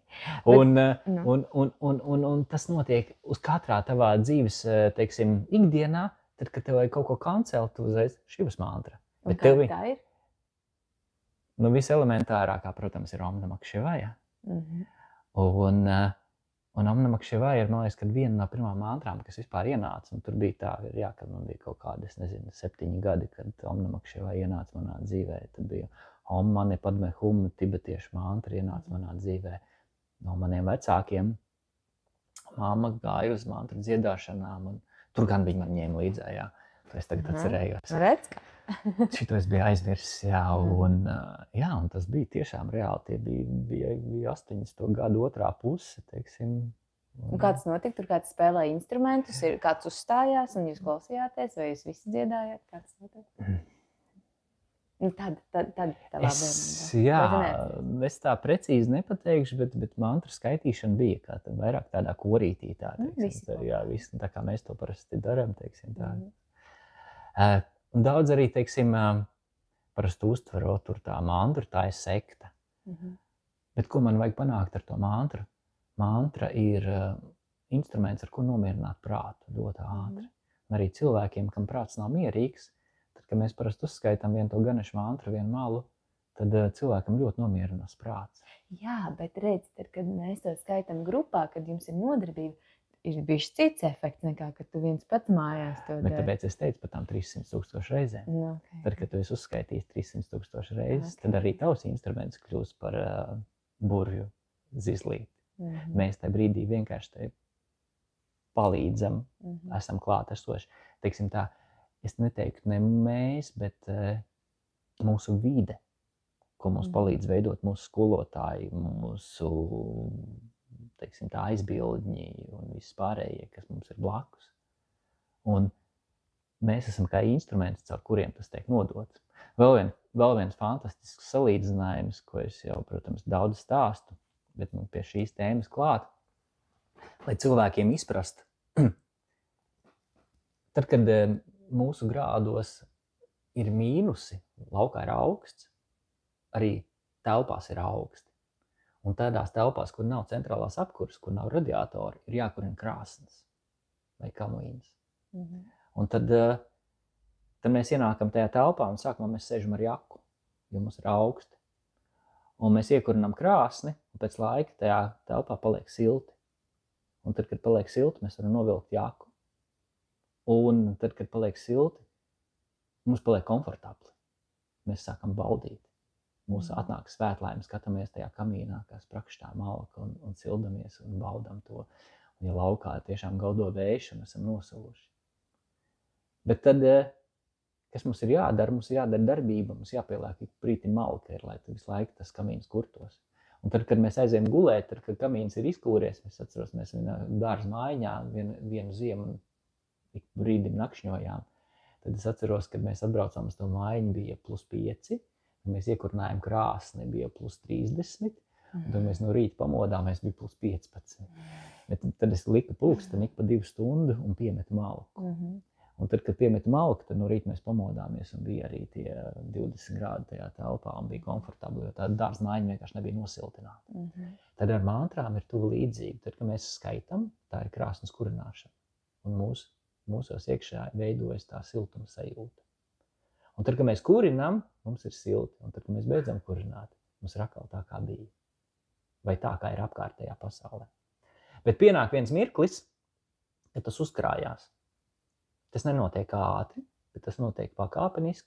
Un tā mantru jauda uzkrājās, akumulējās. Un tādiem viens no populārākiem, teiksim, Om Namah Shivaya, ir veseli klosteri, kur mūki sēž un skaita Om Namah Shivaya bez apstājas. Un viņu akumulē kā jaudu, kā spēku. Un tad, kad tev ir vajadzīgs, tu viņu paņemi. Un tad, kad pārējā laikā tu viņu nelieto, tu viņu papildini. Tas ir, jā, protams, sava veida egregora pamatprincips, kurš tevi pabaro, tad, kad tev tas nepieciešams, bet tev lai pašā laikā, kad tev tas nav nepieciešams, tu atkal no savas puses dod kaut kādu piedevumu tajā visam atgriezto enerģiju. Un tāpēc mantra ir tāda sava veida mistika, un mantra ir vēl viens nosacījums. Mantra strādās tad, kad tu negaidi rezultātu. Jo tad, kad cilvēks ļoti bieži ir ieciklējies uz rezultātu, un tad, kad mēs patreizajā brīdī paklausamies, kad mūsu apkārtējā sabiedrība māca ieciklēties uz rezultātu un dzena ieciklēties uz rezultātu, tad īsti tas nenostrādās. Jo šeit ir jābūt brīvai gribai, un vienmēr ir jābūt tai brīvai gribai, kad, lai notiekās tās manā dzīvē, manos notikumos, kas ir saskaņā ar manu apziņu un kas man pienākās. Nevis ar to, ko es esmu ieciklējies. Ja? Nu, tā kā es smējos, kad man ļoti patīk braukt ar mašīnu, un dzīve izdomās, kā tev sagādāt to baudījumu braukt ar mašīnu. Es strādāju vienā kompānijā 11 gadus, kur man katru gadu man iedeva jaunu mašīnu, es braucu jaunu mašīnu no salona ārā. Tā nebija mana mašīna, bet man iedeva lietošanā. Bet, principā, ja mēs paskatāmies uz dzīvi kopumā, kas ir mans, tas viss ir nosacīti, jo mūs visu iedod lietošanā. Tad, kad mēs vairs šeit nebūsim, tad nevienam nevajadzēs vairāk tas, kas bija tavs. Arī tev nevajadzēs, un arī nevienam citam to nevajadzēs. Bet tas bija fantastisks sajūta, ja teiksim, mēs kādreiz ar džekiem kaut kādā pusauģu vecumā runājam par to, ka iedomājies jaunu žigulītes un varētu pabraukt ar jaunu žigulīti. Un tad, kad tu saproti, ka tu jau brauc ārā no salona 8. jauno mašīnu, viņi smaržo pēc svaigus, viņi ir stingri, viņi ir tāda, tas ir baudījums, tas ir katrai ir sava krāsa, katrai ir sava dinamika, katrai ir sava, teiksim, akustikas sistēma, katrai ir, tas ir tāds šukrisks baudījums, tā, teiksim, un bauda pat par sevi ir šukra, kas ir šukra, tā ir tāda enerģija, kura eksistē mūsu visumā, tā ir tāda nosacīta sešnieka enerģija. Un parasti mums iestāst, ka sešnieks tas ir šestaks, kas visiem iet palīgā un kas pats neko nedara īstenībā. Mums saprogrammē to, lai mēs izvairamies no sešnieka. Bet īstenībā sešnieks... Jā, sešnieks tā kā slikti skaitās. Cilvēki paši par sevi saka, ka sešnieks ir, ka tas ir tā kā vergs, ka viņš ir tā kā tikai kas palīdz. Teiksim, tāda asociācija, labi, tas vairāk varbūt no padomju laikiem ir iespiedies, teiksim tā, ka tā kā tāds lamu vārds, tas ir sestais. Sestais tas nozīmē to, ka viņš tā kā tāds pienes tikai to, kas ir atnest padzerties vai paēst, un cigaretes aizsūt uz veikalu, aizsiltīja uz veikalu, sešnieki aizsūt uz veikalu pēc cigaretēm. Es nezināju tādu nemaz. Protams, tas ir kā katra apziņā, bet, teiksim, sešnieks pats par sevi līdz ar tie, tas ir tas, uz ko cilvēki tiecās, tas ir tiecās uz baudījumu. Un sešnieka enerģija, tā šukriskā enerģija ir baudījuma enerģija. Un tāpēc ļoti bieži mums sastāsta, ka tas ir kaut kas tāds dīvains un arī izvairās, teiksim, pat ir sabiedrības daļa, kad ierauga, kad sešnieks ir kaut kādā mašīnas numurā vai vēl kaut kur, tad to noveļ uz to, ka tas nav labais un vēl kaut kāda tādas muļķības, jo tas viss ir, kā saka, ieaudzināts kaut kādai konkrētai cilvēku daļai, un mums mēģina to tā iestāstīt. Un vispār, teiksim, dzīve kopumā sastāv no 9 vienkāršām enerģijām. Un katru no tām enerģijām mēs varam izmantot katrā dzīves situācijā. Un mantra ir viens no izpausmes veidiem, kā katru no šiem 9 enerģijām mēs varam iedzīvināt, teiksim tā. Tad, kad mums ir jākļūst par direktoru, tad mēs iedzīvinām direktoru spējas. Tā ir surja, saule? Saule, vai arī Šanī, vai Saturns, tas varētu būt arī, teiksim tā. Direktors, jā? Jā, jo, teiksim, direktors, kurš būs ļoti patstāvīgs un stingrs direktors būs astoņnieks. Tāds, kurš būs zīmuls, būs vieninieks. Mēs jau te braucam numeroloģijā un astroloģijā. bet vieninieks pats nestrādās. Viņš tikai rādīs piemēru, bet astoņnieks arī strādās pats ar savu piemēru. Tā kā tur ir nianses visā šajās lietās. Jā. Un tad, kad mēs gribam atrast labu vīru kā sieva, tad mēs griežamies pie trīnieka, pie guru enerģijas. Vai tad, kad mēs ejam uz labu ballīti, teiksim, tā mēs gribam izballēties, mēs ņemam sešnieku enerģiju, šukras enerģiju palīgā. Jā. Un mantra ir viens no tiem instrumentiem, ar kuriem mēs varam iedarboties ar šiem. Vai arī tieši pretēji, teiksim, ja cilvēkam kaut kur kaut kas bremzējās, nenotiek tā kā pa sviestu, tad mantra ir tas, ka mēs varam to iesviestināt, teiksim tā, ieslidināt, lai tas slīd, ieļot. Jā. Tāpēc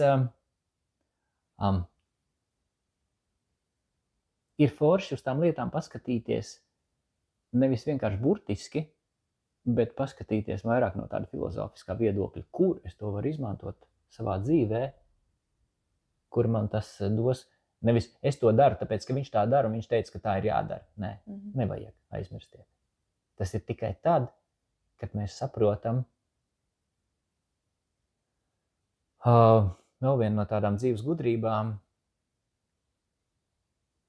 kā saka, mūsu dzīvē notiek notikumi, kuri varbūt rada diskomforta sajūtas tik ilgi, līdz mēs krītam ceļos un lūdzamies. Un tad, kad mēs krītam ceļos un lūdzamies, tad mums dod iespēju.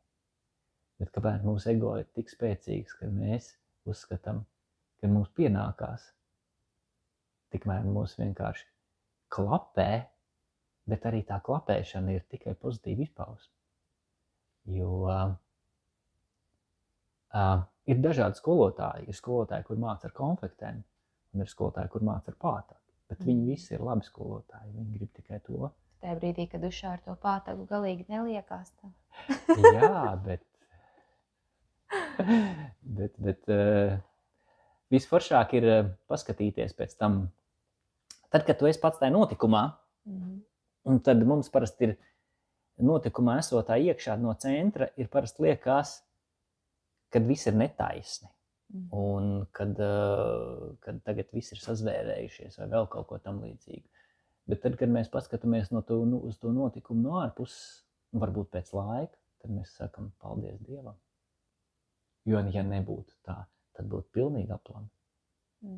Un es zinu, ka arī man ir bijuši cilvēki no malas, kuri man ir teikuši, izkāp ārā un paskaties, kā tas izskatās. Un tagad es viņiem saku lielu paldies par to, ka viņi man tā ieteica izdarīt, jo es tiešām ieraudzīju, kā tas ir.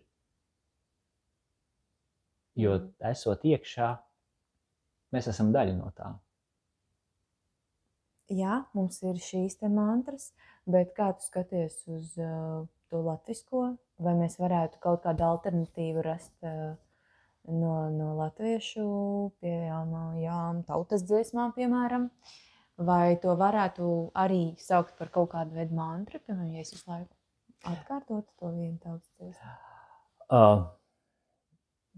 Mums ir pieņemts sabiedrībā teikt tā, ka, teiksim tā, ka viss, ko es saku, nav no manis, bet, teiksim tā, tad, kad mēs lietojam kaut kādas citātas no citiem, tad mēs liekam komatiņu, ka mēs lietojam citātu no citiem, tāpēc es smējos, es šajā sarunā visu laikā atkārtojos par to, ka tas atkal ir viens citējums no viena cilvēka, kurš man ir iedvesmojis, un kurš teicis ir tā, ka vēdiskā tradīcijā vēl joprojām ir saglabājies, kurā brīdī, kuru mantru ir jāskaita. Un mēs zinām, no kuras mantras ir kāds rezultāts, jo ir saglabājusies pieredze. Latviskajā dzīves dziņā mēs to esam pazaudējuši. Vismaz man tuvie un apkārtējie, un ar kuriem es esmu kontaktējies, nevar pateikt, kurā brīdī ir jāskaita kāda tautas dziesma, jādzied kāda tautas dziesma. Tautas dziesma ir tāds pats lidojums. Ir jau cilvēki, kur saka, ka zina, kad ir. Ok, ja viņi zina, tad noteikti, ka jā. Atšķirības tajā nav nekādas, jo nepavēlti Puranās esot stāstīts, nezinu, neesmu lasījis citējot. Atkal esam citēju citus, kad sākās lielie kari, tad lielie skolotāji ar sievietēm un bērniem pārcēlās uz ziemeļiem no Indijas. Un pastāv versija, ka mēs esam daļa no viņiem. Un kāpēc mūsu pantmērs ir tāds pats kā tautas dziesmu pantmērs un mantru pantmērs ir līdzīgs. Kāpēc ir ļoti daudz vienādi vārdi gan sanskritā, gan tie, kas pēc sanskriti saka, ka ir ļoti daudz latviešu vārdu. Arī mēs klausamies, kad mantras ir iedziedātas un daudz dziedātājs dzied, un sevišķi, ka viņas vēl izdzied viņus, tad mēs dzirdam, ka viņas dzied latviski.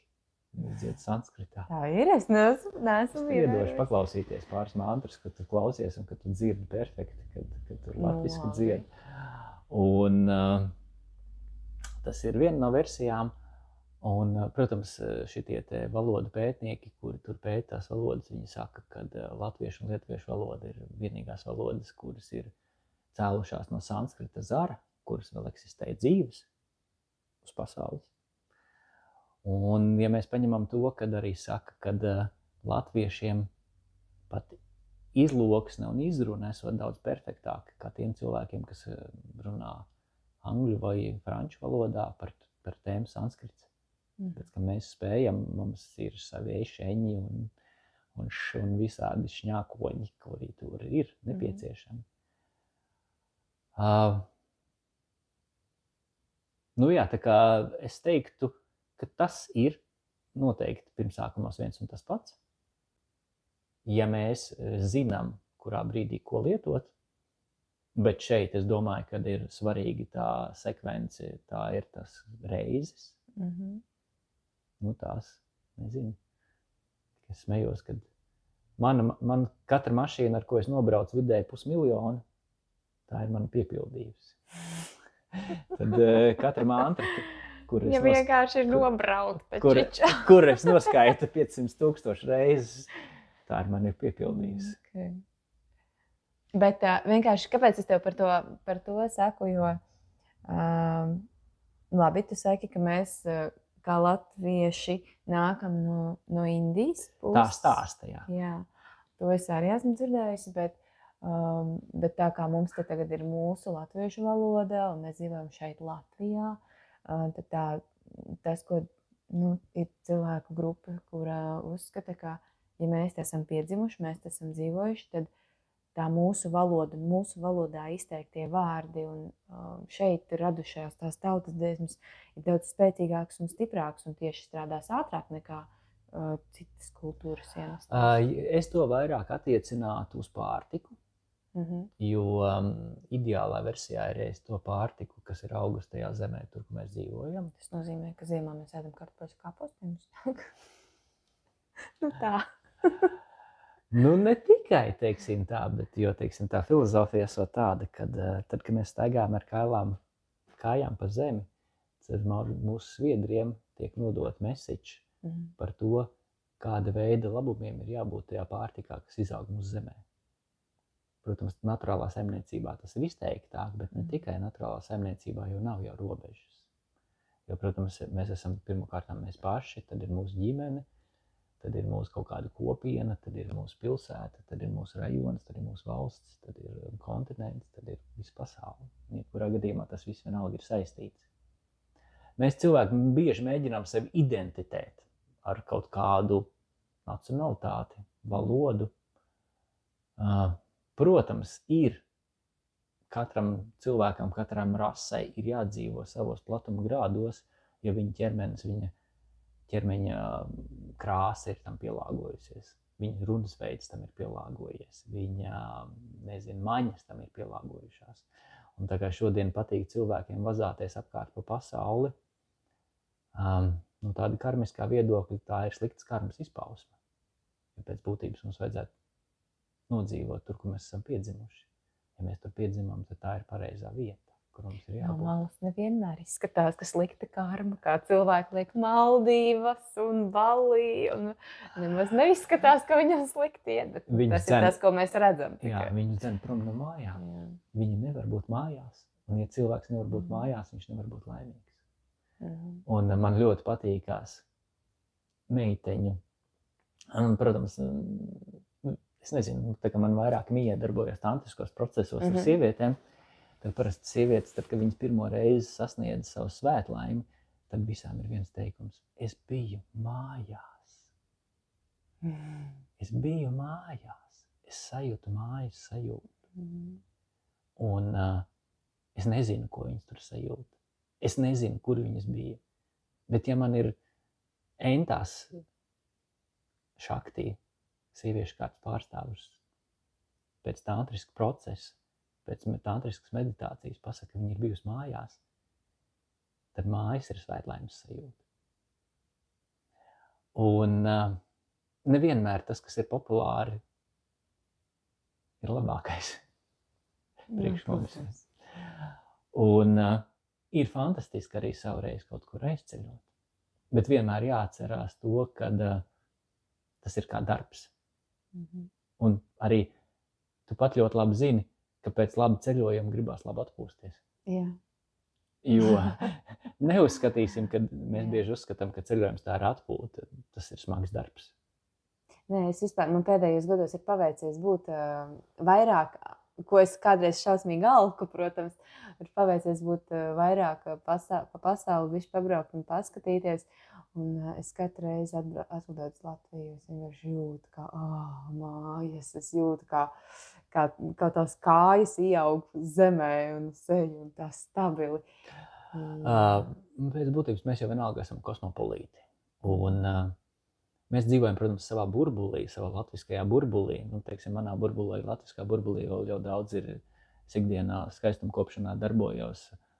Ir skaistumkopšanas pat par sevi ir tāda, teiksim, ja salīdzinu latviešu izcelsmes sievieti un Krievijas izcelsmes sievieti, tad Krievijas izcelsmes sievieti vienmēr ir tā, kas ir ļoti mums latviešu sabiedrībā pucējusies, un tad latvietis mēģinās viņam līdzināties un ar pucējās līdz ar viņu. Un tāpēc skaistumkopšanā ļoti daudz ir krieviski runājoši meistari, teiksim tā. Un tā, kā, teiksim, tā ir daļa, ko es ikdienā sastopos vēl. Bet man pagājušā nedēļā sagadījās pabūt tādās vietās, kur es nebiju bijis ilgi un dikti. Es pabiju Rīgā daudzās publiskās vietās, līdz par 11 publiskām vietām vienas dienas laikā, un sapratu to, ka latviešu valoda tur ir 10%. 10%. Tur ir krievu valoda, tur ir angļu valoda, tur ir spāņu valoda, tur ir valodas, es pat nezinu, no kurām valstīm viņi ir indieši vai kas viņi tur ir ar polta somām un visām pārējām lietām. Tā kā tas Latvijas cumte, protams, ir forši, bet mums jāsaprot to, ka Latvijā mēs vienalga jau esam daļa no pasaules. Un ja ir tie instrumenti, protams, ja mēs tagad gribētu visai pasauli iemācīt mūsu tautas dziesmas, mēs, protams, reiz 4 gados to daram fantastiski, un es saprotu, ka mēs esam tur savā, Guinness rekordu grāmatā ar to, ko mēs spējam izdarīt dziesmu svētkos latvieši kā tādi, jo es saprotu, ka nav tādas pasākumi un tautas, kas tādā līmenī to dara, ja, teiksim, tā, un tik daudz gadus no vietas. Ja. Tad, protams, mēs to kaut kādā ziņā ar to asociējam. Bet kāpēc ne? Brīžiem tas ir tāda utopija par to, ka es palikšu tikai pie tā, bet ja citi cilvēki ir izdomājuši kaut ko efektīgāku, kāpēc neņemt un lietot kaut ko efektīgāku? Protams, teiksim, tā tipiski varbūt būt, teiksim, grāvi rakšana. Grāvi, teiksim, tā var rakt ar kaut kādu trauka lausku, ja? Grāvi var rakt ar kapli, ja? Grāvi var rakt ar lāpstu, var rakt ar ekskavātoru, ja? Un katram būs sava efektivitāte, ja? Teiksim, tā, kā tu viņu roc. Un es teiktu, ka mantra noteikti ir tāds šobrīd zināmais efektīvs instruments, ar kuru transformēt cilvēku sajūtu ikdienā. Teiksim tā, jautājums, priekš kam vajag transformēt? Cilvēki visi grib baudīt. Viņi visi grib baudīt. Kāpēc viņi skatās televizoru? Tāpēc, ka baudījums. Kāpēc viņi iet uz dejām? Tāpēc, ka baudījums. Kāpēc viņi, pērk mašīnas? Kāpēc viņi pērk... Kāpēc lieto alkoholu? Jā. Tāpēc viņi grib baudīt. Un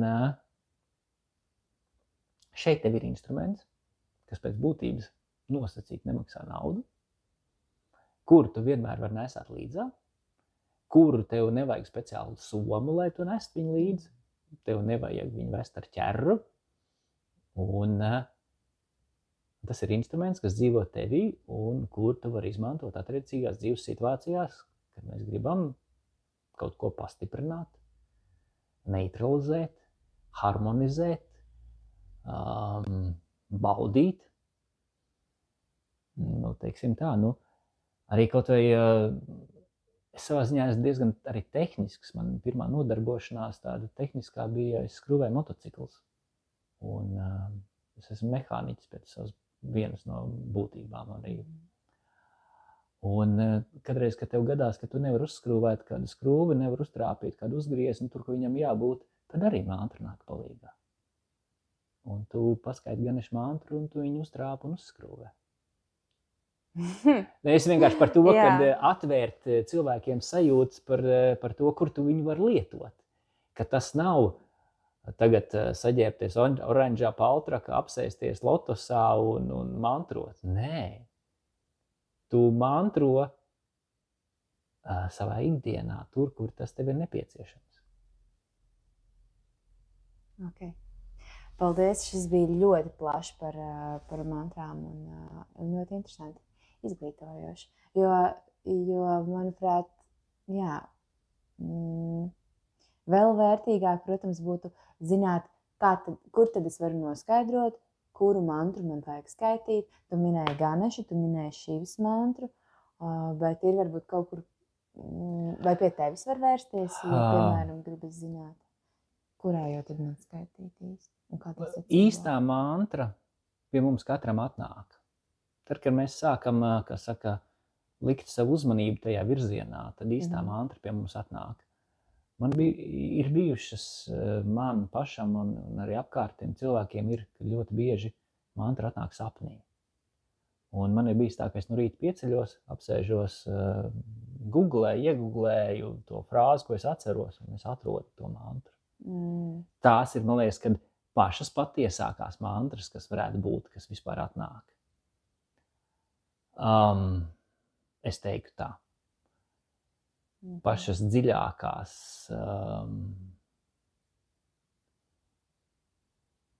bet tad, kad mēs ejam tajā virzienā, tad īstā pie jums atnāks, jo bet nav kaut kur, kamēr tu neko neorientējies tajā tēmā, pie kādu konsultēties nevajag? Es teiktu, sākumā ne. Pēc tam, kad tu sāc orientēties, tad tu vari uzdot jautājumus, jo viens no tādiem teiksim tā, filozofijas stūrakmeņiem ir tāds, ka tu atbildi tikai tad, kad tev jautā. Jo pirmā stadija ir tad, kad es visiem par to stāstu. Nē, tajā kaut kas ir. Tad otrā stadija ir es visiem par to stāstu, gribu izkliegt, lai visu to uzzinātu. Un trešā stadija ir, kad es to baudu, es dzīvoju tajā, bet es klusēju par to. Un tu esi trešajā, es tā sapratu. Es nē. Jo, kā tu stāsti, bet tev bija grūti ierunāt, piemēram, uz šo te pasākumu, ko publiski stāstīt.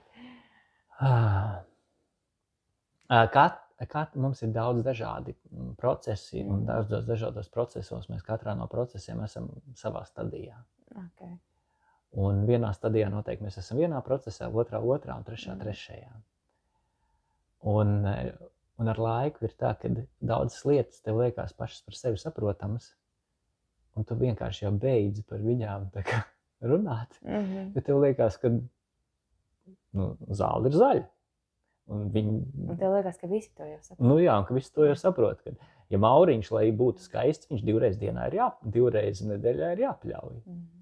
Un tu saproti to, ka Mauriņš skaists bez tava darba nekļūs. Nezāles ir jāravē. Viņš ir, teiksim tā, pa brīžiem jāapmēslo, tad viņš ir jālej, tad viņš ir jāpļauj, viņš ir jārubē, viņš ir jāčužīt, teiksim tā. Un tāpēc ir fantastiska tāda zinātne kā Vaštu šastra. Tā ir zinātne par mūsu enerģētisko miedarbību, ar apkārtējo vidi. Un tad jebko, ko mēs pamatam novārtā, tad tas tiek iznīcināts. Jo kas notiktu tad, ja viss paliktu to, ko cilvēks ir radījis? Tad mēs redzam, ka ar laiku arī betons, arī dzelzis, arī kurš cits materiāls tiek noārtīts. Apkārtējā vide, vējš, saule. Vari vēl pāris bišķiņ, kas ir par Vastu šastru, jo tā ir vēl milzīga tēma, bet mēs droši vien šodien neveltīsim tam tik daudz laika kā mantrām. Teiksim tā, tā ir otra lielākā daļa, kas ietekmē mūsu dzīvi, jo mūsu dzīvi pirmkārtām ietekmē tas, kur un kad mēs esam piedzimuši. Tā ir astroloģija. Astroloģija tā ir, kas to izskaidro, bet mūs ietekmē vieta un laiks. Astroloģija tu vienkārši skaidro, jā. Un otrs ir vide, kur mēs atrodamies. Un vide, teiksim tā, ja mēs guļam gultā, attiecīgi, citi 5 stundas, citi 8, 10 stundas, tad mēs šīs stundas esam konkrētā vietā. Un katrai vietai ir enerģijas miedarbība. Mums katrai debes pusē, kā pēc stihijām, tu ļoti labi zini, ir sava stihija, sava enerģija, un šīs enerģijas miedarbojās. Un ir versija, kad šī vieta mūs var ietekmēt ar pluszīmi. Tas nozīmē to, ka mēs pēc tam jūtam pacelāt enerģijas piepildījumu, vai arī šī vieta mūs var iztukšot, radīt ar mīnuszīmi. Citreiz pat tas ir labi, ka mūs iztukšo kaut kur. Nevienmēr ir obligāti visam jābūt ar pluszīmi, jo viss jau ir sinerģijā. Bet tad šī vides radīšana, atrašanās konkrētā vidē, pēc būtības jau ir tā, ka atkal kā viens no maniem skolotājiem saka, ka tu atradīsies tajā vietā, kas piederas tavai apziņai. Tu nevari nokļūt tādā vietā, kas nepiederas tavai apziņai.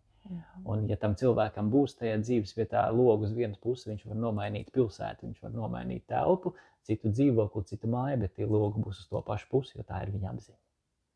Un ja viņš guļ vienā istabas stūrī, tajā vienā dzīvoklī, tad viņš nākušā dzīvoklī arī gulēs tajā pašā istabas stūrī, ja tā ir viņa apziņa.